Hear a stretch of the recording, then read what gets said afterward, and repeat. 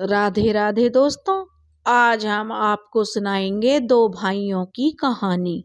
अगर आप हमारे चैनल पर नए हैं तो प्लीज़ हमारे चैनल को सब्सक्राइब करें, वीडियो को लाइक करें और शेयर करें। एक गांव में सोनलाल अपने परिवार के साथ रहता था। उसके परिवार में 2 बेटे 3 बेटियां थीं। उसकी पत्नी का स्वर्गवास हो चुका था। सोनलाल मजदूर आदमी था। मजदूरी से ही परिवार की गुजर बसर करता था।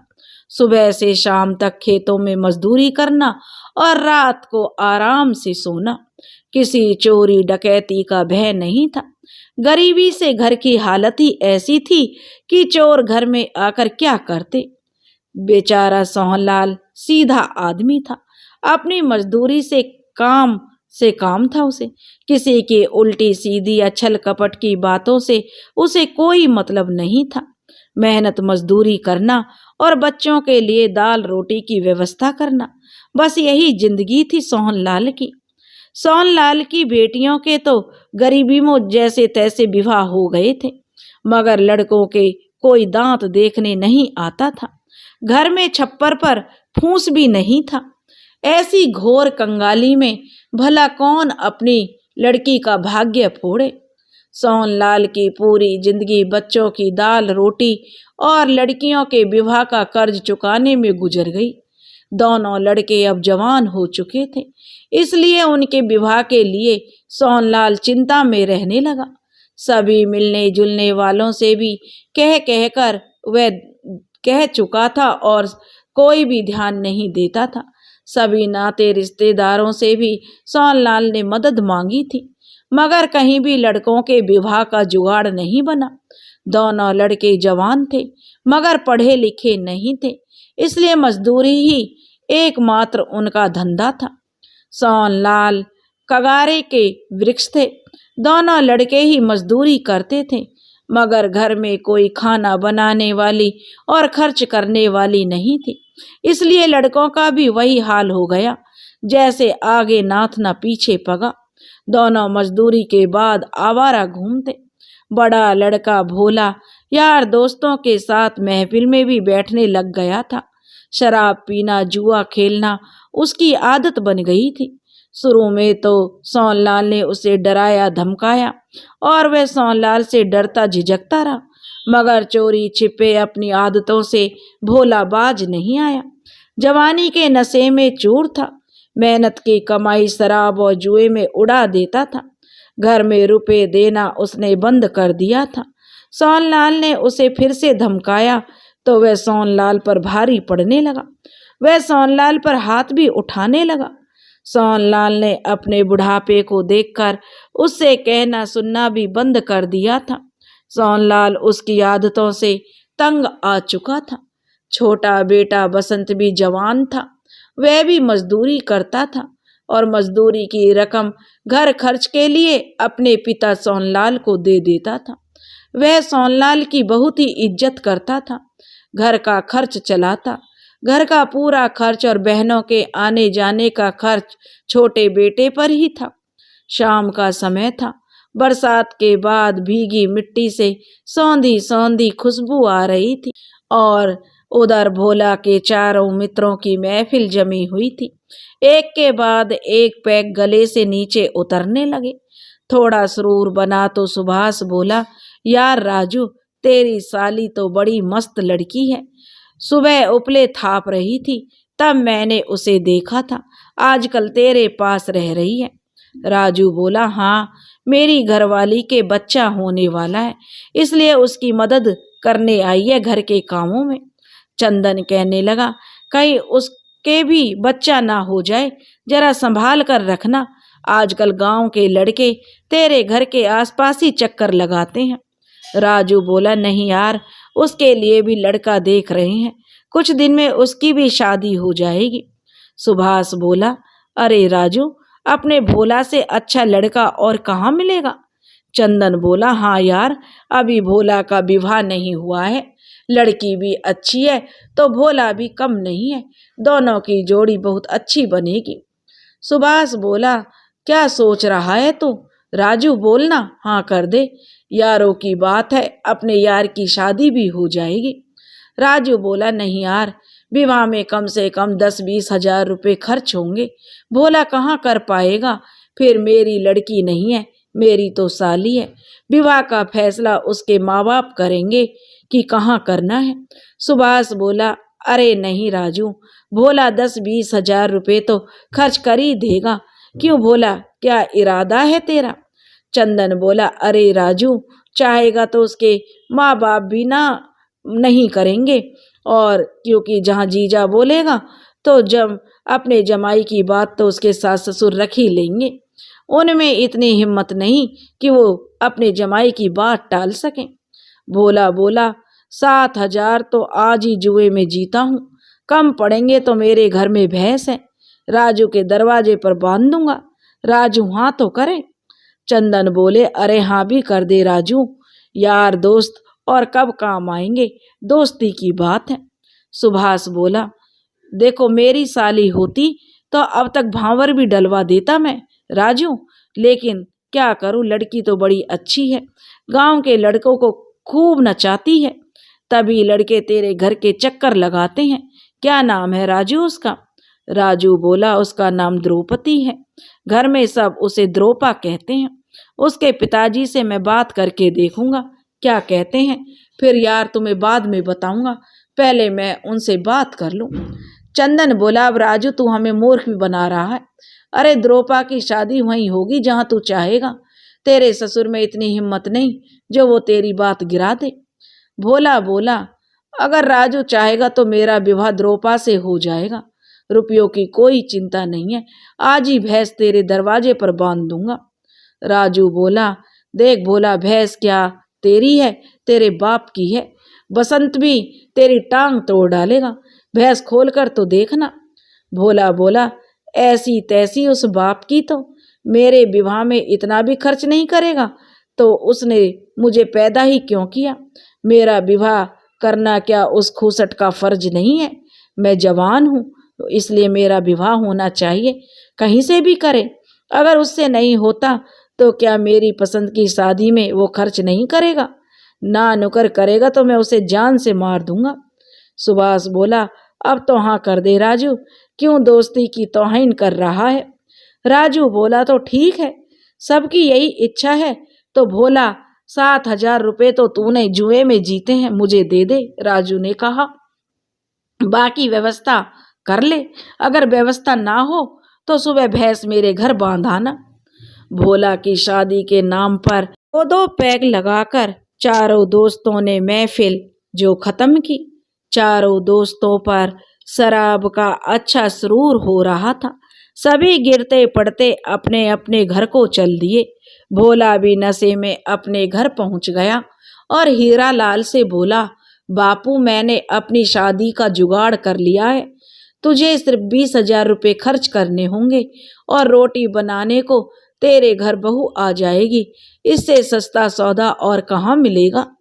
हीरा लाल बोला, भोला ऐसा तू मुझे कमा कर दे जाता है जो निकाल कर मैं तुझे 20 हजार रुपये दे दूं?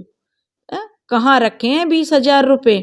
कौन कर देगा तुझ जैसे शराबी से अपनी बेटी की शादी? पैसा तो एक कमाता नहीं है। तो भोला बोला, बापू तू चिंता मत कर, मैंने सब बात पक्की कर ली है, तुझे बस 20 हजार की व्यवस्था करनी है, रुपए नहीं है तो भी काम बन जाएगा, भैंस तो है उसी से काम बन जाएगा। हीरा लाल बोला, भोला क्या भैंस तूने खरीदी है? भैंस बसंत की कमाई से आई है, उसे कैसे खोल कर ले जाएगा तू? भोला बोला, बापू भैंस किसी की भी हो, मेरी शादी करना तो तेरा फर्ज है, अगर तू बिल्कुल नंगा ही था तो फिर तूने मुझे पैदा क्यों किया? उस समय तूने नहीं सोचा कि बच्चे हो गए तो इनके विवाह शादी कैसे करूँगा? हीरा लाल कहने लगा, भोला तमीज से बात कर, भैंस बसंता की है, उससे पूछ ले, अभी तेरी हड्डियां तोड़ देगा वो। भोला बोला, बसंता कौन होता है मेरे विवाह में रोड़ा अटकाने वाला? सिर्फ एक भैंस ही तो जाएगी, मेरा विवाह हो जाएगा और तुम दोनों को भी बनी हुई रोटियां मिलती रहेंगी। बसंता कहने लगा, बापू यह उल्टा सीधा बोल रहा है, यह बकेगा तो मैं इसे पीट डालूंगा, इसका सब नशा उतर जाएगा। बिना पिटे इसे रोटियां अच्छी नहीं लगती। अच्छा यही है कि इसे भैंस दे दो बापू, यह अपना विवाह कर लेगा, हम कमाकर दूसरी भैंस खरीद लेंगे। अब वो कुछ नहीं बोला। उसका बापू अपनी किस्मत पर रोने लगा कि कैसा नालायक बेटा जो उसके पैदा हुआ था, यह जन्म लेते ही क्यों नहीं मर गया। भोला ने राजू को 7,000 रुपये नगद दे दिए थे। 20,000 रुपये की भैंस भी राजू के घर बांध दी थी। अब चारों दोस्त गए और द्रोपा की भंवर डालकर विदा करा कर ले आए। द्रोपा अब तक गांव की साली थी, मगर अब भोला की बहू बनकर गांव में आ गई थी। सोनलाल और बसंत को भी बनी हुई रोटियां मिलने लगी थी, इसलिए उन्हें भैंस जाने का अधिक दुख नहीं हुआ। सोचा दूध तो नहीं है भैंस के जाने से, मगर रोटियां तो दे ही रही है बहू। यही सोचकर वे अपना मन समझा लेते थे। द्रोपा के आने के बाद भी भोला की आदतों में कोई सुधार नहीं हुआ। शराब और जुआ उसके खून में रच बस चुका था। बसंत अगर मजदूरी ना करे तो घर में चूल्हा भी ना जले। भोला शराब पीकर गांव वालों को गालियां देता। गांव वाले भी भोला को शराबी समझकर उसकी बातों को सहन कर लेते थे, इसलिए कुछ नहीं कहते थे कि शराबी है, शराब के नशे में जो बोल रहा है। अगर भोला की गालियों से कोई दुखी होता था तो वो थे उसके बापू और उसका भाई। भोला बेवजह घर में तोड़ फोड़ करता। अब तो भोला द्रोपा पर भी लात घूसों की बारिश करने लगा। वह रोज किसी ना किसी बहाने से द्रोपा की पिटाई कर देता। अब द्रोपा की पिटाई होना कोई नई बात नहीं थी। जब तब देखो द्रोपा पर भोला लात घूसों की बरसात करने लगा था। द्रोपा की पिटाई करना उसका जो आम काम बन गया था। वह किसी ना किसी बहाने से जो द्रोपा पर चिल्लाता रहता। बसंत अगर द्रोपा को पीटने से बचाता तो वह बसंत को भी कह देता, तेरा इस औरत से कोई चक्कर है, तभी तो इसकी हिमायत लेता है। इसे मैं अपने लिए लाया था, तेरे लिए नहीं। इससे मैं पूरी द्रौपदी नहीं बनने दूंगा। तेरे साथ देख ली तो इसे जान से मार दूंगा, और बसंत तुझे भी जिंदा नहीं छोड़ूंगा। बसंत कहने लगा, मैं तो इसी घर में रहूंगा, तू ही इसे कहीं बाहर ले जा। अगर तुझे शक है तो तू अपनी बीवी को कहीं ले जा।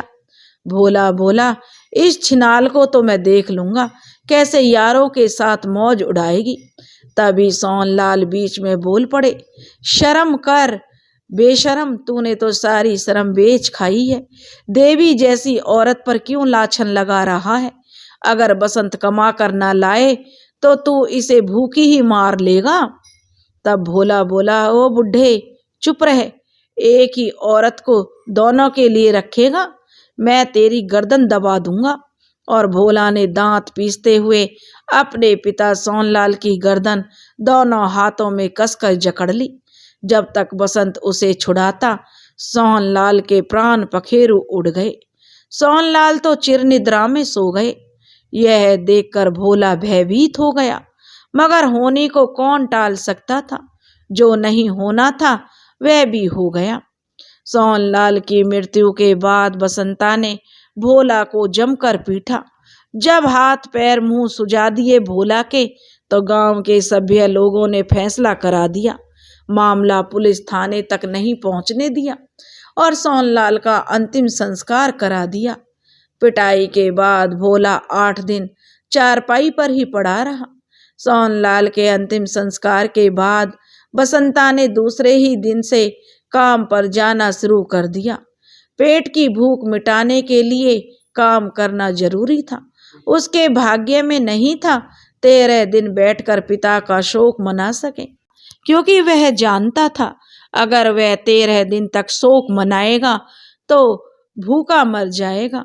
पेट की भूख उसे 13 दिन का शोक मनाने नहीं दे सकती थी, और भूख मिटाने के लिए काम पर जाना जरूरी था।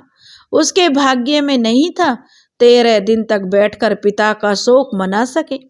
13 दिन बैठने का हश्र वह अच्छी तरह से जानता था, इसलिए उसने काम पर जाना ही उचित समझा।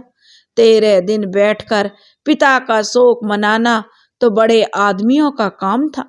बसंत के यहाँ तो चूल्हा भी नहीं जलता, अगर वह 13 दिन बैठकर पिता का शोक मनाता। पिटाई के बाद भोला 8 दिन तो चारपाई पर ही पड़ा रहा। शरीर की सूजन और दर्द कुछ कम हुआ, तभी चारपाई छोड़कर अपनी महफिलों में हाजिरी लगाने लगा। उसका पुराना धंधा फिर से शुरू हो गया। शराब पीना, जुआ खेलना, गाली गलौज करना, रोटी की चिंता करना बसंत का काम था, भोला का नहीं। एक दिन भोला शराब पीकर अपने घर आया। उस समय बसंत अपने काम पर था। भोला बोला अपनी पत्नी से, रोटियां बन गईं? तो द्रोपा बोली, चटनी बन गई है, रोटियां अभी बनाती हूँ। भोला बोला, इतना समय गुजर गया, तब से क्या कर रही थी? बसंता के साथ गुलछर्रे उड़ा रही होगी। द्रोपा बोली, बसंत काम पर गए हैं, घर में नहीं है, उन्हें अपने काम की चिंता है, तुम्हारी तरह वो आवारा नहीं घूमते। अगर बसंत काम ना करे तो तुम क्या खाओगे? भूखे ही मर जाओगे।